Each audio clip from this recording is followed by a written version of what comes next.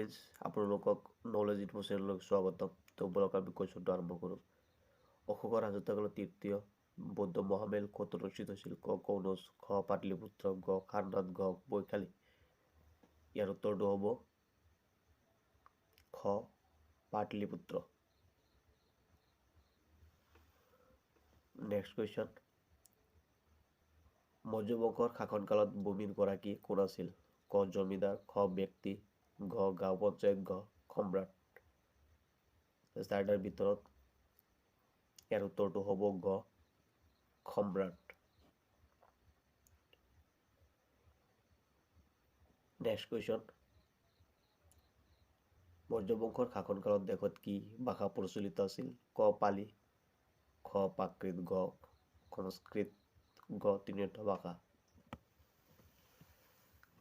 ইয়াৰ উত্তৰটো হ'ব তিনিটা ভাষাৰ জ্ঞান আছিল। Next question. গুপ্ত বংশৰ প্ৰতিষ্ঠাতা আছিল? ক শ্ৰীগুপ্ত, খ প্ৰথম চন্দ্ৰগুপ্ত, গ ঘটোৎকচ গুপ্ত, গ ৰামগুপ্ত। তো ইয়াৰ উত্তৰটো হ'ব ক শ্ৰীগুপ্ত। Next question. মহাৰাজধিৰাজ উপাধি গ্ৰহণ কৰা গুপ্ত বংশৰ প্ৰথম সম্ৰাট আছিল? ক শ্ৰীগুপ্ত, খ প্ৰথম চন্দ্ৰগুপ্ত, গ সমুদ্ৰগুপ্ত, গ স্কন্দগুপ্ত। ইয়াৰ উত্তৰটো হ'ব খ প্ৰথম চন্দ্ৰগুপ্ত। Next question. কোনজন সম্ৰাটক ভাৰতীয় নেপোলিয়ন বোলা হয়? ক প্ৰথম চন্দ্ৰগুপ্ত, খ দ্বিতীয় চন্দ্ৰগুপ্ত, গ সমুদ্ৰগুপ্ত, গ স্কন্দগুপ্ত। ইয়াৰ উত্তৰটো হ'ব গ সমুদ্ৰগুপ্ত। তো নেক্সট কুৱেশ্যন। চীনা পৰিব্ৰাজক ফাহিয়ান কাৰ ৰাজত্বকালত ভাৰতলৈ আহিছিল?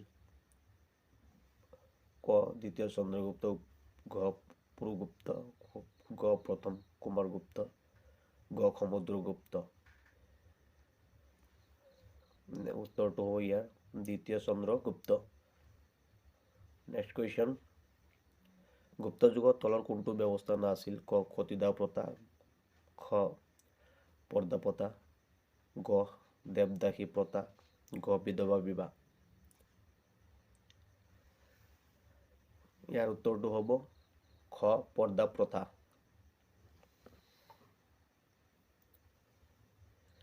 গুপ্ত যুগত পুনৰ্জাগৰণ ঘটা ধৰ্মটো আছিল? ক বৌদ্ধ ধৰ্ম, খ জৈন ধৰ্ম, গ ভাগৱত ধৰ্ম, গ বৈদিক ধৰ্ম। তো ইয়াৰ উত্তৰটো হ'ব ঘ ভাগৱত ধৰ্ম। Next question. গুপ্ত যুগৰ নৱৰত্নৰ শ্ৰেষ্ঠ ৰত্ন কোন আছিল? ক বাৎসায়ন, খ কালিদাস, গ বসুবন্ধু, গ বৰাহমিহিৰ। তো ইয়াৰ উত্তৰটো হ'ব খ কালিদাস। Next question. গুপ্ত যুগৰ শ্ৰেষ্ঠ গণিত শাস্ত্ৰবিদ কোন আছিল? ক বৰাহমিহিৰ, খ ব্ৰহ্মগুপ্ত, গ চৰক, ঘ আৰ্যভট্ট। ইয়াৰ উত্তৰটো হ'ব ঘ আৰ্যভট্ট।